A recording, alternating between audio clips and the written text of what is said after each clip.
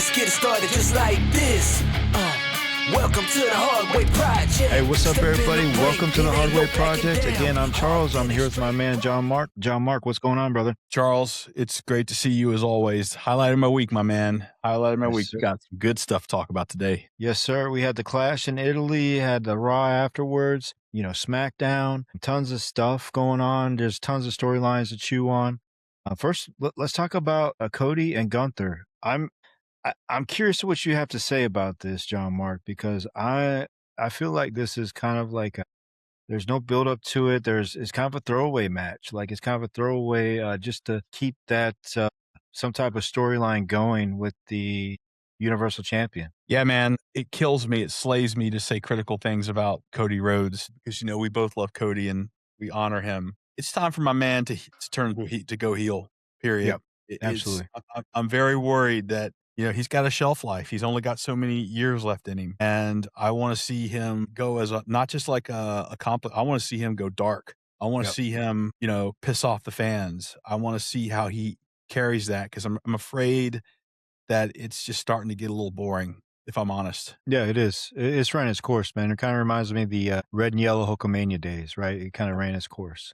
It gets stale. Yeah. And him going dark, man, would be, I think it would be awesome. Yeah. I think he has the wherewithal to do it. I think that maybe he's been that main event guy for years now, but going hard really with no real break for about 4 or 5 years now. So, I mean, maybe he loses the strap, takes a little break and comes back dark. I don't know what that looks like, but yeah, it's interesting, Charles, because I almost wonder if it's impossible for him to go dark. He's got the podcast, he was on Netflix, the what's the reality, not the look behind the curtain. What's the name of it again? Doesn't matter. Doesn't matter. Yeah. We've seen like how good of a father he is. We've seen how good of a guy he is. The Rock anointing him as the guy that's been carrying the business. Now that we look behind the curtain, now that we see these guys for the good people that they are, is it believable to have him to go heel? Right? I think he could. I really do, because I think he's got that sarcastic sense of humor. You listen to his podcast, he's very sarcastic, and I think he just turns that sarcasm dark, Yeah. I don't know. I think he could do it. If somebody could do it, I think he could do it. Yeah. Yeah, interesting, man. Yeah, he's the guy. I mean, and then why throw Gunther in there? That's my question. Paul Levesque, man, he just loves that dude. Back, dude. Let's just put it that way. He's got Gunther's back. I don't get it, man. He's so boring for me to watch, man. And I'll be honest, last few Cody Rhodes matches have been sloppy. Yeah, Cody's really been sloppy lately in ring. I'll just being completely transparent, and he looks like he needs to get in the gym. Yeah, and I think that might deal with just being on the road all the time. But I don't know. I this is just a mark, man. He might need a break, get back in shape, and then come back. Yeah. Yeah. From a creative perspective, I would love to see him do it. I'd love to see him do it, not in a Cena kind of way. That was a gimmick, in the most literal sense of the word, but like see him go real heel. Yeah. I think that would be, as a mark, that would be something that would be genuinely interesting to me. I just don't know if WWE can pull it off, but we'll see what happens moving forward. I don't know. We'll see. We'll see what happens. Yeah, no, absolutely, bro. And then, next, what are your thoughts of King and Queen of the Ring coming up? Yeah, I mean, we'll start with the Queen of the Ring. Would love. You got your girl Io Zen, and Raquel. Yeah, I mean, and you expect to see those three in it. I want to see a younger talent emerge as Queen and King of the Ring. Yeah. I'm in that mood right now. I understand from a business perspective, giving more hardware to those talent that are carrying the business right now, and I get all that, but it goes back to the whole thing. The one thing that I loved about Cena's last match was the focus on the new talent. Man, look what it did for Javon. Look what it did for Obafemi. Yeah, and I think Oba, the King of the Ring, he's in it, right? I think he's probably going to end up winning it, putting that new talent in there. To me, King of the Ring, just to me, nostalgia-wise, is Stone Cold 316. 100%. That's where it was born, as King of the Ring. He beat Jake the Snake. 316 was born. And so I think that's the bar, right? He set the bar for King of the Ring. that's when King of the Ring kind of mattered. And so that new talent just busting out. And maybe that's Oba, you know? Yeah. 100%, man. I mean, and that to me, as I look at across the WWE, the part of the business that excites me the most right now is NXT and the young talent that's currently been called up into Raw and SmackDown. Yeah. And in my mind, the great thing about young talent, the new talent, is you don't have like the baggage. Not that Cody Rhodes being the face of the franchise is necessarily baggage. It's not baggage. It's a good problem to have. Yeah. But with new talent, you could do so many things because the fans don't have a reference point, right? Right. Like, There's some new talent that came in recently. You got Ricky Saints. Mm-hmm. I don't know what you think about him. I really don't know what to think about him so far. His matches are pretty clean. He's a good wrestler. You know, he's got the he's coming in as kind of that cocky bravado type character. I don't know if it really resonates yet, but you know, I'm not sure. Yeah. To me, the best chance, Charles, the best chance to recapture the magic of Monday Night Wars, it rests with the new generation of talent. I do not see them being able to do amazing, new, innovative things that's going to bring back that level of energy with the heavy hitters right now. Maybe with the exception of what we're seeing with Bloodline 6.0, right? Yeah, man, I'm here for it, man. Yeah. As we know, old Jacob Fatu bowed down to Roman. That's right. I was not As his expecting tribal that. chief. I didn't know what was going to happen. Obviously, him and Jey Uso have some beef, right? I think that's going to fracture off. That's going to be a thing. Shit was funny, man. He put Jey Uso in his place because Jey Uso kept on talking shit. Yeah. It was funny, man. I like that. And then you have Solo. Solo's out there on his own trying to recruit his own faction. So he was trying to get Royce Keys with him. He's trying to, you know, he's kind of recruiting his own faction. So that I like that. I think that's going to, you know, come to a head sooner than later. Yes, sir. Yes, sir. Yeah, man. King of the Ring, Queen of the Ring. It's a very good opportunity in my mind to launch something fresh and new. You know, and I that's why I feel for the state of the business. It's time to put that new young talent front and center and let them write the next story of the WWE. And you know, let the old timers, let the veterans, you know, be part of that story. And I think that's what's going to keep me interested, man. Yeah, no, absolutely, man. And the thing is, it's with the young guys, right? It's kind of hard, maybe for us old timers. It's hard because, like, you look at Trick Williams or Javon Evans, right? Amazing in-ring talent, just amazing, like leaps and bounds better than the '90s era, right? When it comes to athleticism and in-ring talent, but like storytelling is still not really there with them, you know. Yeah. You know, there's nothing I can latch on to Yeah. yet. They're still young, but yet. Obafemi, he's so over. It's amazing, but there's still like I think him and Brock have that, you know, him and Brock, which is another story on its own, how Brock came back from retirement. I don't know what was behind that. You know, It's a obviously there's mystery. going to be a rubber match here at WrestleMania. I mean, at SummerSlam probably. And maybe then Brock finally retires. Who knows? Yeah. But yeah, that was weird, right? Yeah, I mean, you and I discussed it last time, man. It's obviously like Brock, I don't want to call it doing business for himself, but maybe that's what it was. Making a call in the ring with the X. Yeah. And, you Coming know, off script. maybe the company wasn't okay with that and had to find a way to bring him back in. Maybe that's what happened. Brock And we all doing know Brock. Brock just marches the beat of his own drum and does what 100%. he wants to do, which is fine, you know. That's Yeah. Brock. That's Brock. He's gonna do what he's gonna do. So But maybe we'll that see. contract says something else, and that fine was more than he wanted to pay. Yeah, 100%. So he's gonna have to. Looks like he's got some more work ahead of him. So we'll see. We'll see how that pans out. And he's still good in the ring too, man. I mean, he's our age, and he's still out there just an animal. Yeah, He 100%. gave Oba like what 6 straight F5s. Crazy. That can't be easy. Just to do No. one F5 on Obafemi. Yeah, that dude's just a freak of nature, just a specimen, man. So, Yep. yeah. I was listening to Maven's most recent video, and it was a little clickbaity because you know you sit on All his there videos are clickbaity, or at least the titles are. right. But Well, it's it all was. good. He's It good. He's said, good at like, what he does. why I hate Triple H, right? And Yeah. What he said was very much a grown up version of that, right? It was he talked about the positives, and believe me, Paul Levesque has done some really good stuff with the business. He deserves a lot of credit for some of the innovations. He also was fair. He said he's a cog in the TKO wheel, which I think is totally accurate. He doesn't have the same kind of power that his father-in-law had when he was running the show. But what he said is that there were really a couple of issues. One is like the storylines, which you and I kind of talk about all the time. The other is that Maven offered that the stuff is just too choreographed right now. Yeah, right. absolutely. It doesn't look like a fight. It looks like a something that's been rehearsed to the X degree, and one could argue that's professionalism, right? That I don't know. We all know it's not a fight, but it should look like one. And and again, it goes back. We're in the age of TKO where people grow up and watch UFC and they see what a real fight looks like.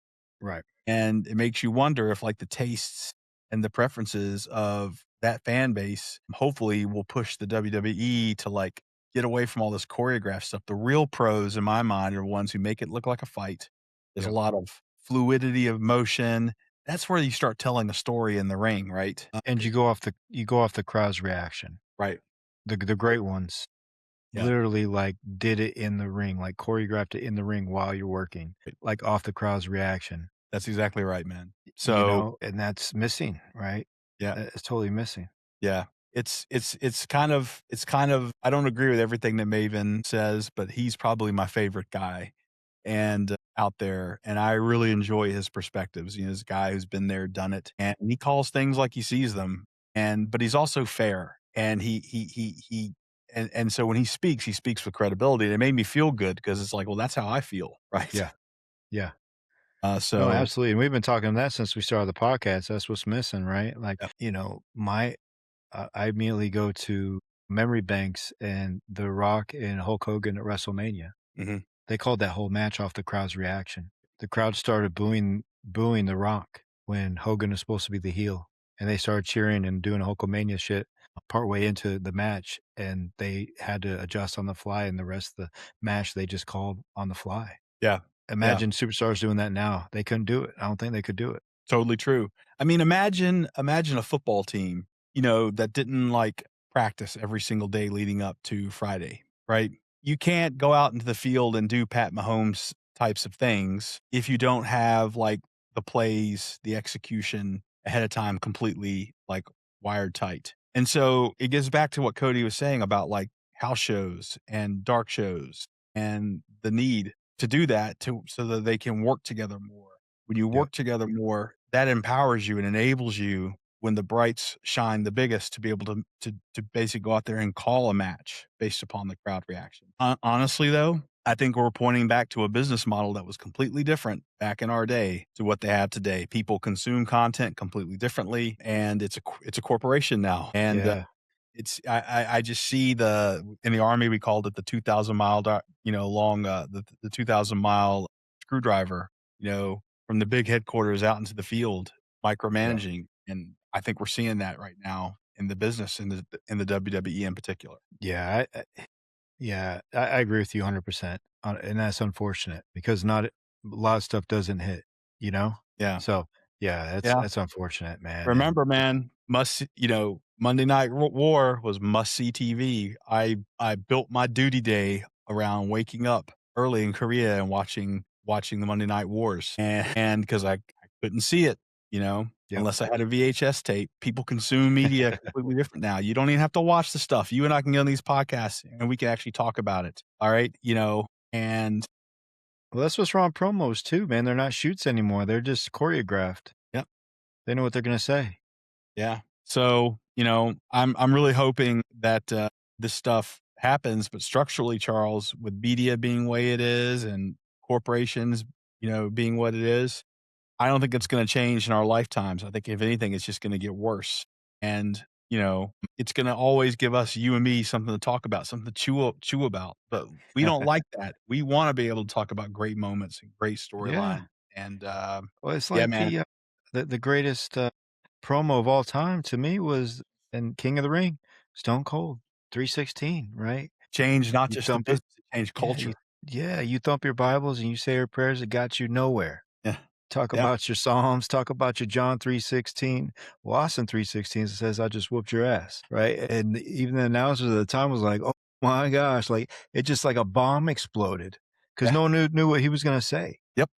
100%. And it's funny about that. Like when I went to the gym this past week, I wore my Austin 316 shirt. And we're talking about like people who are not marks. They have a very casual Yeah, relationship with pro wrestling. They all quoted it, man, yeah, because it was a cultural moment. It was absolutely. it was that. And again, like if you're in the business of trying to make money, like, that's the one thing that hasn't changed, like, whether you're in the territories, it was all about back in those days, it was all about putting asses into seats, right? Yeah, And working the TV shows to start storylines up, and then you then promote off of what happens in those really short matches, to get people to go to Greensboro Coliseum or to get them to go to Dalton Arena, right? Or Madison Square Garden. Well, and in my opinion, that was the game. It was all about getting asses in the seats. Well, that is not different today, right? I mean, I'm sorry, it's all about getting money. Well, that's yeah, not different today. But the difference is that the money is made on clicks, reshares, yeah, and streaming metrics. It's just a different way of making money, and it's inevitably going to change things. And I guess it's kind of on you and me as old marks to try to embrace that, yeah, or we're just going to sit around all day and we're going to be miserable watching this shit. yeah, the get off my lawn type shit, yeah. Back in my day, but Yeah, I still I mean, we enjoy it, like, tremendously. Obviously, we're doing this podcast, we enjoy it, but, yeah, some stuff just doesn't hit the mark, you know? Some stuff is yeah, just, yeah, very, very plasticky and very vanilla and just doesn't hit the mark for us, but, yeah. yeah, Choreographed. That they can make it, and they can make it look more real, particularly if yeah, they're spending a lot of time rehearsing and everything. And I don't know. We're not wrestlers. We're making assumptions here. We don't want to step out of our lane, but all I got to say is from the perspective of people that put money in your pocket, just to hear these two guys saying like, "I'm not happy with the product I'm seeing in the ring right now." Like yeah, in-ring product, not happy at all. So, hence why I really want to see this new generation. I'm excited about Soul Ruka, man. Girl can wrestle, man. yep, She's good, and I'm excited about Obafemi, and that's the great hope. The great hope. yeah. Anyway, that's enough of our John McCain get off our lawn, engagement for tonight, man. So, Uh, what are you thinking about, Seth Rollins and Braun Breaker, man? bro, so we talked last time about Seth Rollins. I've always liked Seth Rollins. I actually am finding myself really getting behind Seth Rollins, man. The dude loves the business. He cares about the business, Yep, and it shows in the ring. I think he puts a lot into his craft. Braun absolutely. Breaker, as I mentioned the other day, you could say this much for the guy. He brings the level of intensity that I think that like reminds me back maybe a possible bad example because like Goldberg, that same level kind of visceral intensity that Yeah. you would No, feel. there's correlation there, absolutely. Yeah. And you can say this about Braun Breaker. The dude does not hurt other people. He just hurts himself. Yeah, he just hurts himself, man. Yeah. Like, bro So has one speed, man, like, yeah, yeah, and it's like 6th gear, and he's always on yeah. yeah. So, You got to give it to Paul Heyman, man. Dude took a he took freaking it. running spear. Yeah, he took it, man, and old Braun was going probably about 30 miles an hour, man, it was insane, dude, like, What do you think golly. that this storyline has something here? I think it's got some legs, you know? Mhm. I like where it's going. If Braun can just stay healthy, Yep. you know, because I think Seth can work with anybody in the business. He Mhm. can really, I think Seth's so good. He can have a storyline with almost anybody and have it run with anybody in the business. Yeah, Whether he's a heel, whether he's a babyface, I think Seth can do it all, man. He's so talented. he is, I man. think he's one of those wrestlers that, like, when he's gone, he's so underappreciated, I believe, and Yes. when he's eventually gone, we're gonna miss him more than we actually appreciated while he was here. Do you think Seth Rollins has a life beyond the ring, man?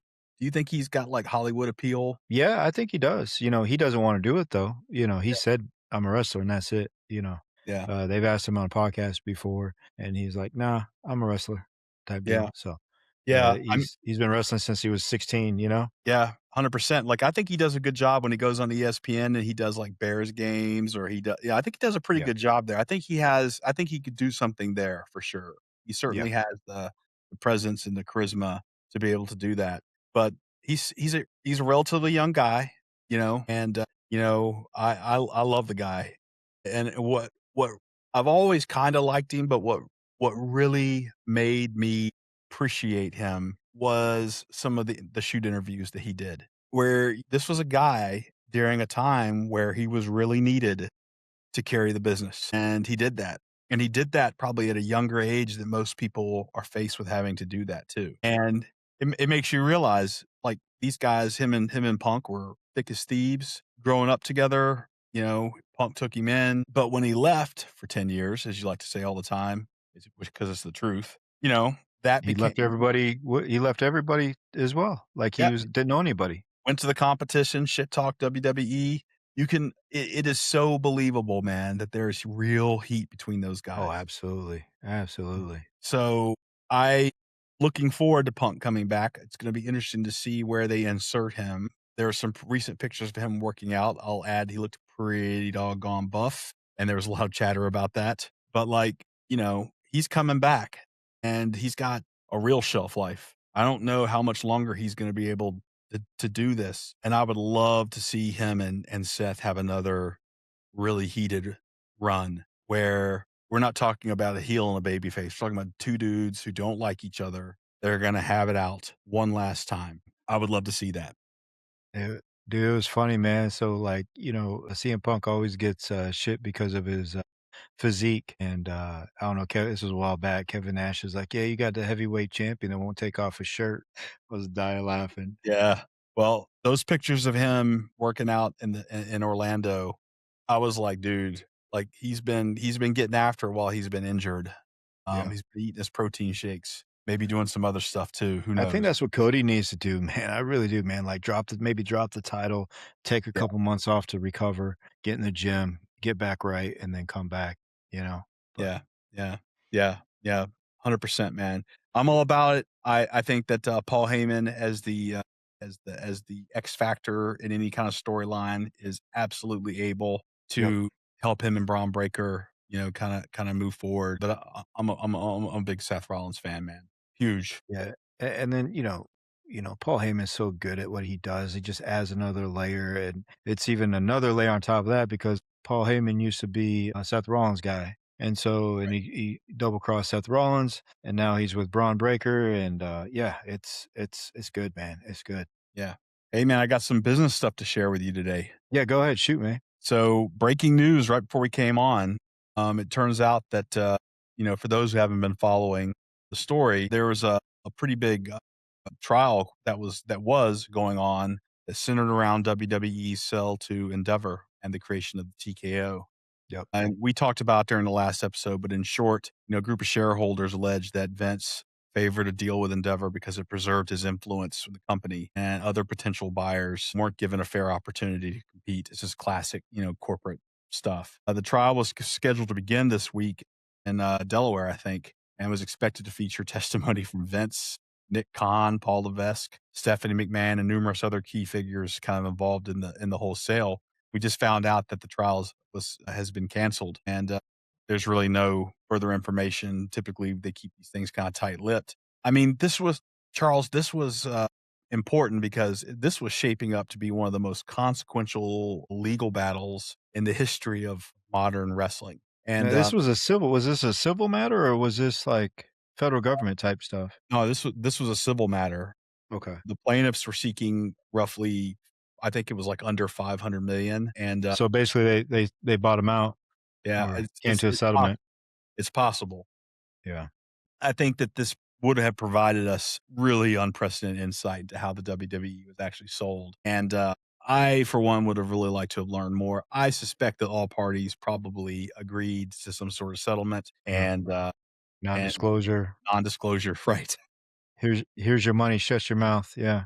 And I think it would have answered a lot of questions to what you and I talk about, like why is wrestling turned into what it is? And I suspect that the parties involved probably agreed that the price of that happening would It's higher probably be than not worth yeah. the settlement. So that seems to be something that's not going to be a thing in the near future. Now, That's business. There's something that's kind of exciting happening right now, man, in the ring. And you saw it May 30th, AAA's Noche de los Grandes event in Monterrey, Mexico. Amazing, dude. Mask versus mask, a main event between Ludwig Kaiser and Chad Gable. Those don't sound like Mexican names, man. El Grande Americano, the original, and El Grande Americano. I mean, for non-lucha fans, which I hope that everyone who loves professional wrestling understands, like mask matches, it's like one of the most deal. important. It's a big deal, right? It's like a retirement match almost. Whoever loses their mask kind of fades off in retirement. Yeah. So here we have Chad Gable as the original and Ludwig Kaiser as El Grande Americano. Chad Gable won. Ludwig Kaiser, his identity was revealed. I'm sorry. Yeah, that's correct. And it was 30 minutes. Kaiser won, Chad Gable lost, and Chad Gable's identity was revealed. Yeah. That's right. So the match went 30 minutes, man. Amazing. And what I saw was a combination of lucha libre drama and WWE storytelling. Now, I don't know, like you can look at that and say, well, that's freaking sick, man. Right. And it does speak to the talent of those two guys. You know, we talked about last week, Ludwig, right? Yeah. I think it also speaks something that may be a little controversial. It's what the match represents. And that is that WWE is no longer just like partnering with AAA. Okay. It's actively participating and it's influencing one of the most important wrestling traditions in Mexico. Yeah. And I guess the bigger question is this a good thing? Or is this a bad thing? Yeah, that's a good question, man. And I don't know. I know it's going to interject money into the lucha, right? Mm-hmm. Just with the AAA and WWE's kind of injection of money into AAA, right? Because forever, AAA was just kind of that underground Mexican. It was a regional, right? It wasn't, it sure wasn't on Netflix, right? And now it is. And so that's a good thing, right? One thing that could be looked at as more of a controversial thing or a bad thing is you got two white guys with masks on, right? So that's kind of right. I don't know how that works out. You know, the only other in being here in South Texas, man, I'm kind of in tune with the luchadors down here, or just the culture down here, and the mask. You know, those mask matches. Like I said, most of the time it's because one guy's retiring and hanging it up. So he's revealing his true identity.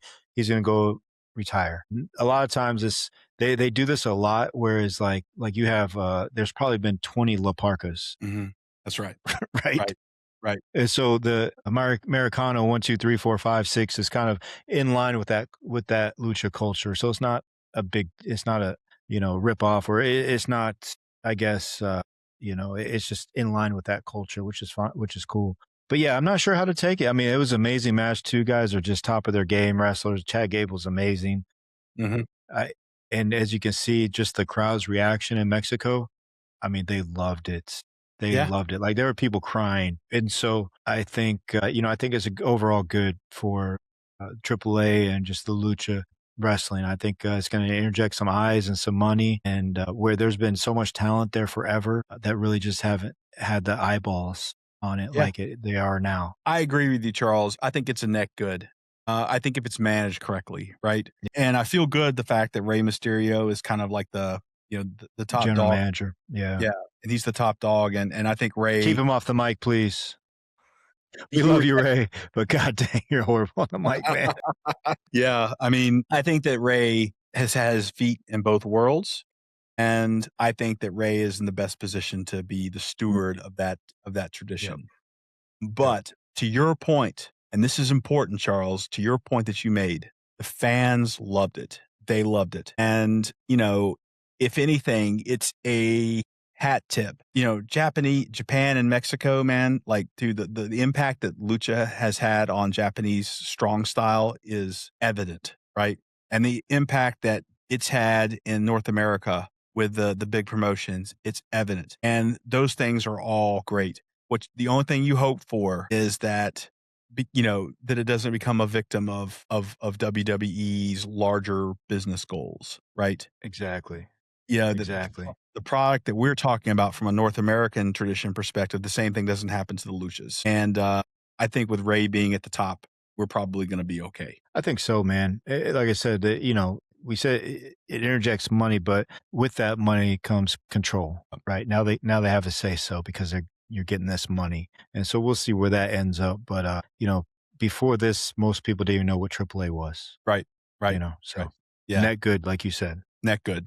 We'll see how it goes. Italy. Speaking of international, Italy, man, what did Yeah. you think about it? It was good, man. It was. I enjoyed the clash in Italy. I enjoyed the Raw and SmackDown right after. They stayed in Italy for a week, which was really cool. I think that Raw was one of the best Raws we talked about. Was one of the best Raws I've seen. The Raw after the clash. The Italian fans really seemed into it. They really seemed like they knew wrestling, and they were really into it, which surprised me, man. I thought it might have been. I didn't know wrestling was kind of big over there. People really knew about it or cared about it over there, but it's obvious that they did. Yeah. No, it was a great vibe, man. I like the international shows. I like to see different fan bases. I mean, we obviously know how big it is in Britain. We obviously know how big it is in France and Germany. It's nice to see. It's nice to see like different countries gain exposure to it and see how the fans react. The guys like you and me are always going to question booking. That's what we do. I will say that Paul Levesque, he promoted the event as a show that would change the landscape of WWE. And, I get it. It's P.T. Barnum stuff. You're trying to promote the event. It's promotion. Yep. I respect it.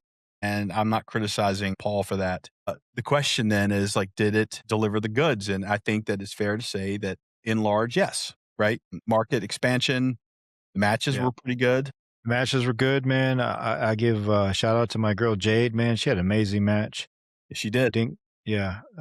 Obviously did not walk out there with the title, but man, she's really evolved as a wrestler, in-ring wrestler. Yeah. I was a little surprised to see Julia lose, given that she's part Italian, part Japanese. I was expecting, and she has, she pointed to her Italian flag. I was expecting to see her win over Io, but of course that was a Queen of the Ring qualifier, right? Yep. So, you got to get Io in there. I just felt that from a booking perspective, it would have been great to have Julia win in the country of her origin, but I totally get it.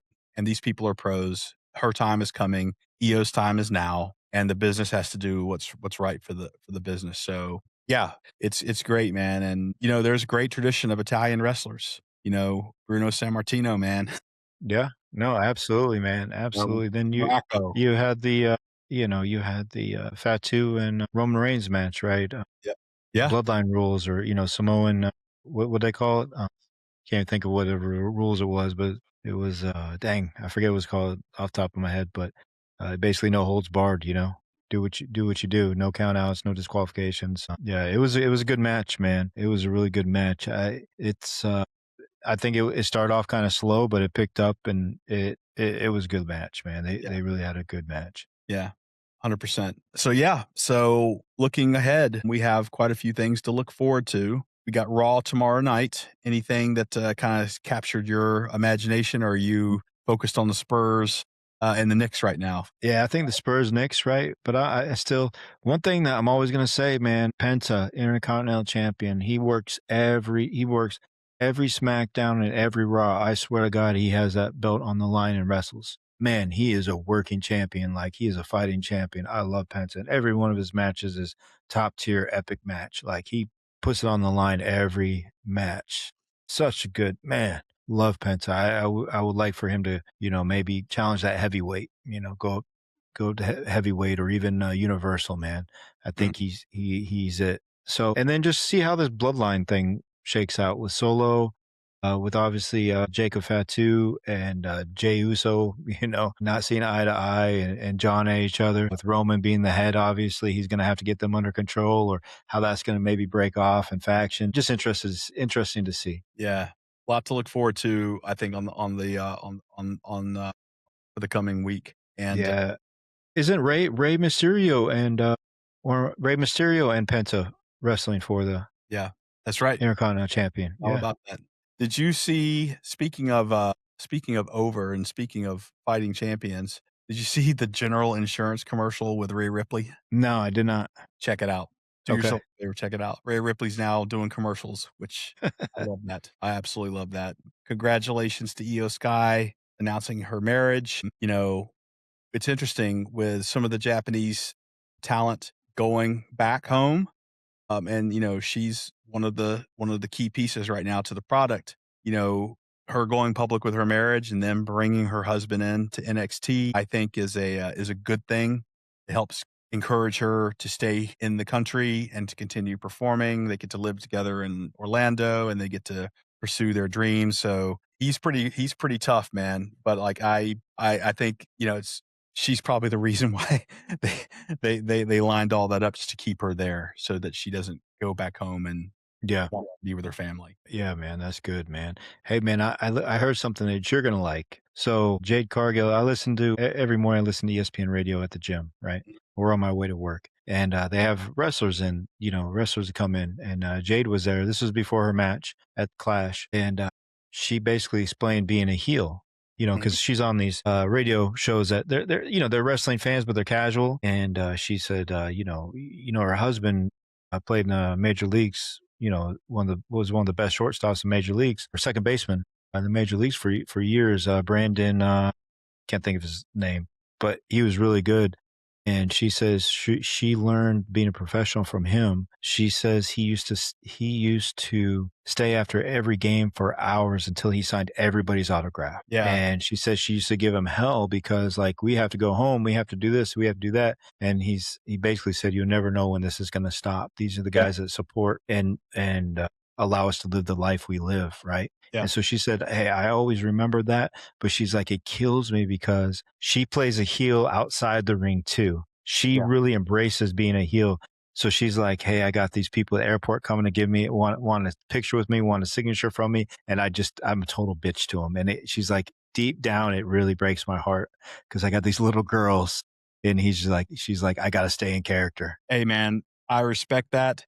And her husband is Brandon Phillips. Brandon Phillips. There you go. Yep. Brandon Phillips. I was saying Hamilton for some reason. I don't know. Yeah. But yeah, Brandon Phillips, man. He played for the Phillies, didn't he, for a while? Or Reds. Reds. That's right. That's right. The Reds. A Reds. couple different teams, but he was good. Right.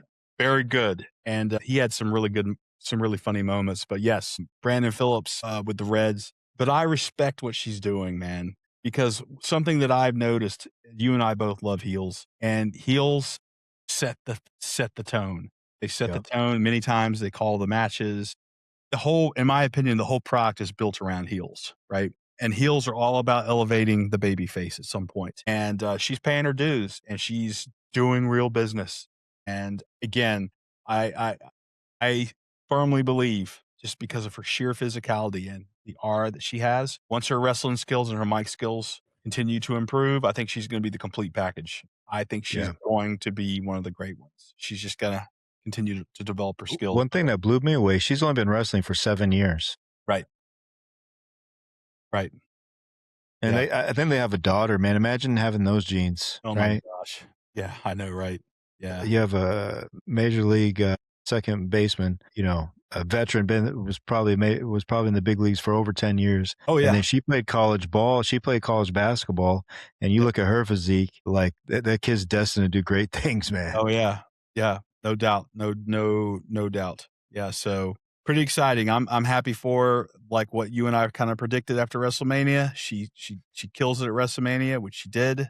She has a nice little beef with Rhea Ripley. You think that has legs? I don't know, man. I think it's kind of starting to run its course a little bit. Okay. I don't see this as a long term thing. I see this as an opportunity.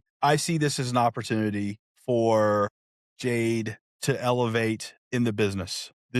In my opinion, this is what this is all about. I think that Rhea Ripley was white hot in Raw, right? And coming over to SmackDown to have this beef with Jade, in my opinion, may have been something they did to kind of elevate Jade. And, and I personally, there's only like typically the way it works is at WrestleMania is the culmination of something. But there really wasn't a long runway for those two heading into WrestleMania. Yeah, now they're just kind of continuing their beef. So one of the key events in the future, right, in the summertime, maybe it's SummerSlam. Who knows? Maybe they'll have their deciding match. One thing I've learned about Rhea Ripley is, she puts a lot of pressure on herself, and maybe she will decide when it's time for her to maybe take a back seat. And that what this is an opportunity really to bring Jade to the level where she can be a fighting champion. Probably because she was injured, she didn't do that during her most recent reign, right? So Well, I don't know. We'll see how that it's goes. interesting you say that, right? She went 100 days without fighting when she had the strap. And what's her name? She has a strap now. I can't think of her name. Not Rhea, but the Bloodline, Liv Morgan. Yeah. She's at 50 days without defending her title. Right. You don't see people talking about that. Right. So that's really WWE. Like, just I think women's wrestling is still, second tier for them.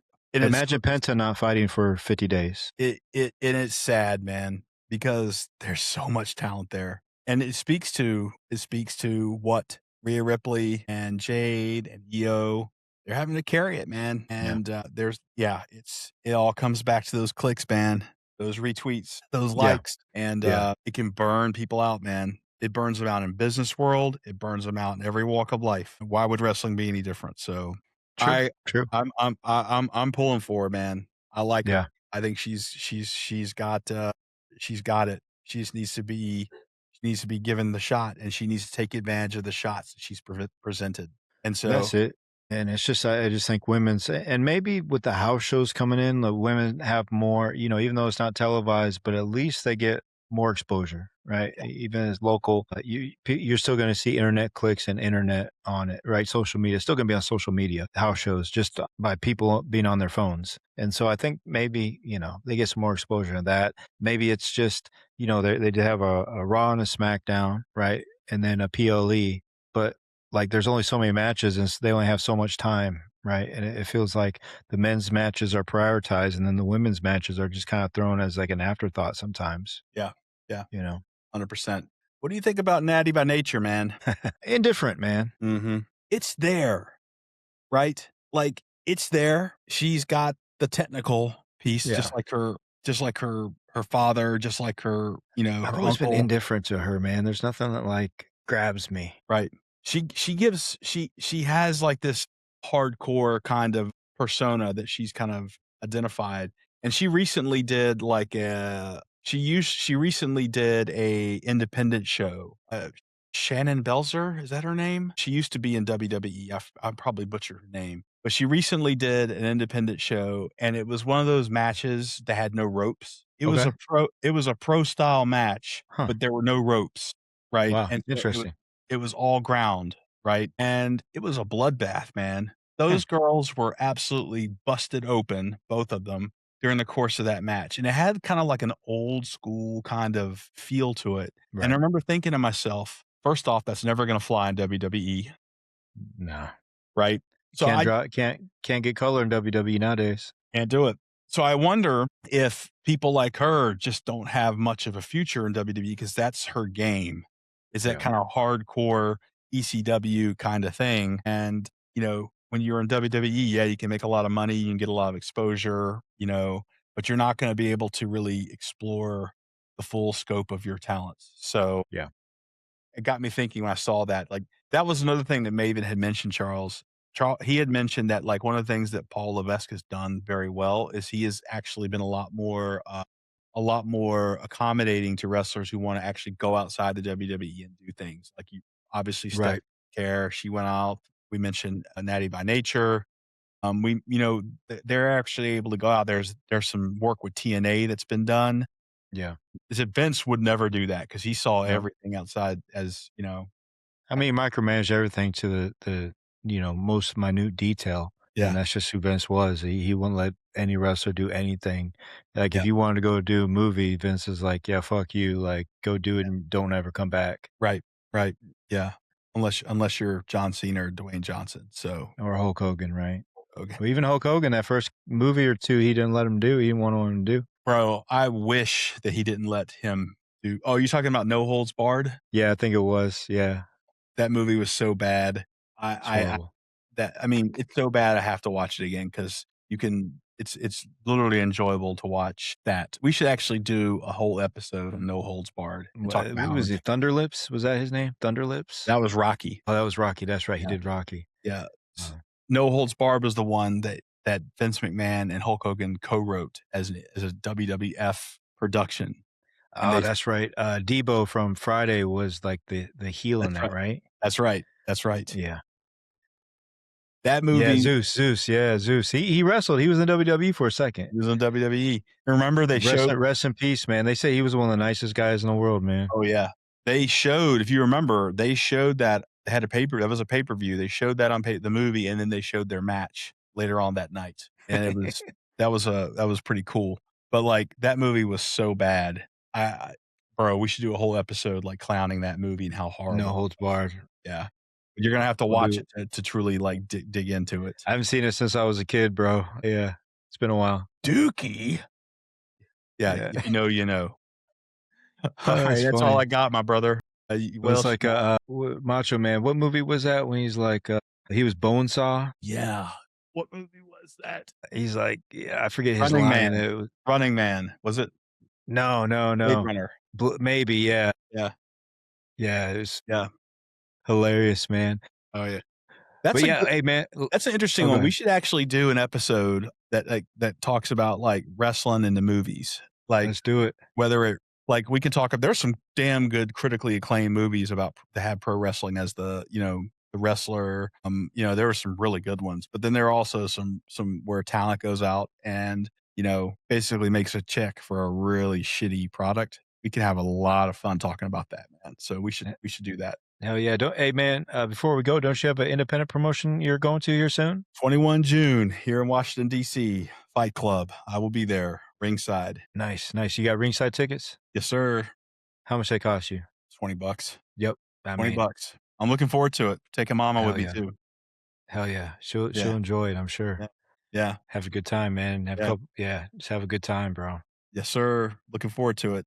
It's been a while since I've been to a good old American Legion to watch some wrestling, so I'm looking forward it's at the American Legion, man, which is hilarious. Like mine are in a Lutheran church here in San Antonio, and yours guys is American Legion. So good stuff. Yes, sir. Yes, sir. So cool, brother. Yeah, well, folks, if you think Charles and I are full of it, let us know. We are. Support, and let us know and share with your friends and like, subscribe, all that stuff. Help us grow. And you got any recommendations, any topics you want us to hit, we'll do it. And maybe, I don't know, if we get better, Charles, maybe one day we build up an audience. We'll even do a live episode, and we'll take questions as they come in.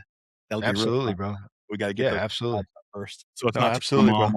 Yeah, just not our spouses and our moms.